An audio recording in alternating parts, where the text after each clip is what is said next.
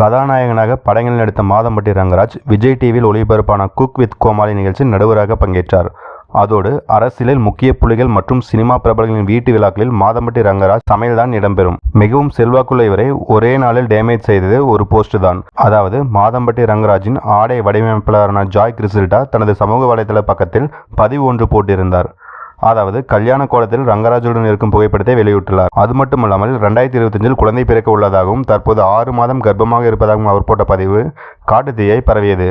ஆனால் கடந்த ஏப்ரல் மாதம் வரை ரங்கராஜுடன் அவர் முதல் மனைவி ஸ்ருதி புகைப்படம் போட்டிருக்கிறார். அதுவும் தனது 2 மகன்களுடன் சேர்த்து பதிவு போட்டிருந்தார். இப்படி இருக்கையில் இவர்களுக்கு இன்னும் விவாகரத்து ஆகாமலேயே மாதம்பட்டி ரங்கராஜ் 2ஆம் திருமணம் செய்து கொண்டதாக கூறப்படுகிறது.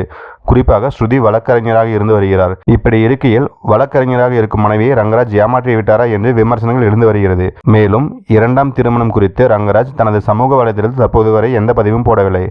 வழக்கறிஞரான ஸ்ருதி ரங்கராஜ் தனது கணவர் விவாகரத்து பெறாமல் 2வது திருமணம் செய்து கொண்டால் கண்டிப்பாக சட்டப்படி நடவடிக்கை எடுப்பார் என எதிர்பார்க்கப்படுகிறது.